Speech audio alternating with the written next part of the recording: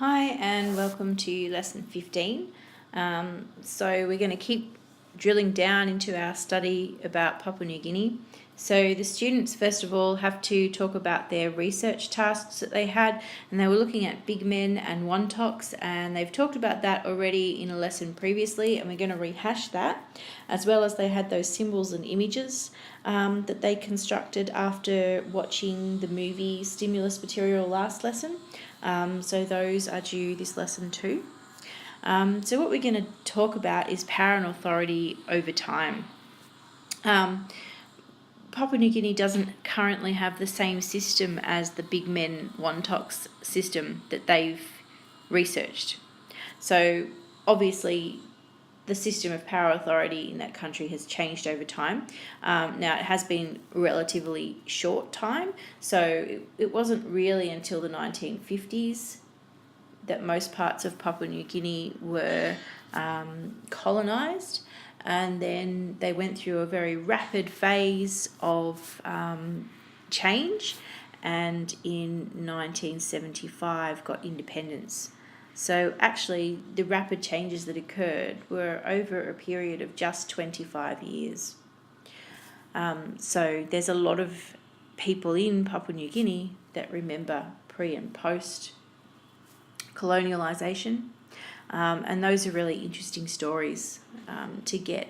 So what we want to talk about is how Papua New Guinea has moved from this pre-colonial time to its current position, and that obviously is an evolution over time, and in that context we want to focus on power and authority. So traditionally the power and authority rested with the big men and the wontoks, which is why we've researched that.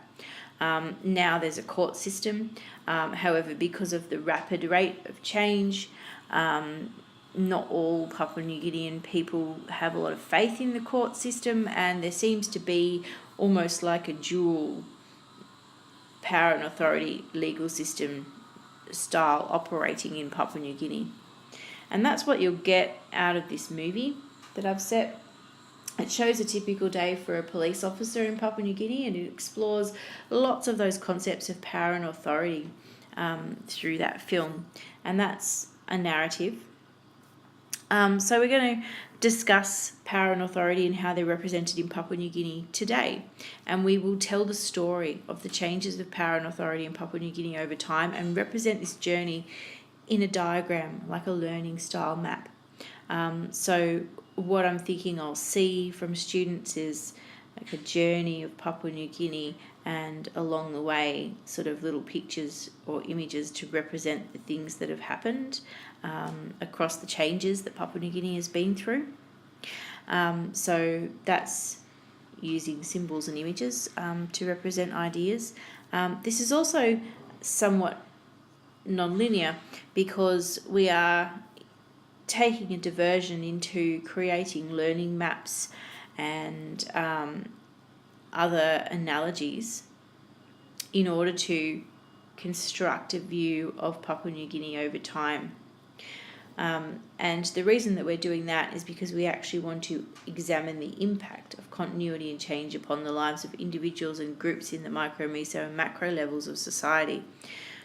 But in order to do that, we have to work out how the change has occurred first. So what exactly has happened? What are the changes that we're examining? And that's what this lesson does. So you can see that it's going to cover off all of these course concepts. So as you're having discussions about these things, you need to be linking in those course concepts. And hopefully the research and the work that the students have done in the last two lessons will come together now to create a picture of traditional Papua New Guinean society.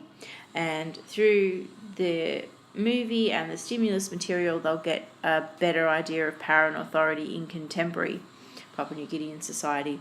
So there's also readings here available in the Papua New Guinea Power and Authority reader that has come as part of your teaching materials. So you set those readings as well because that ties in with this lesson, and that will be the homework for next lesson.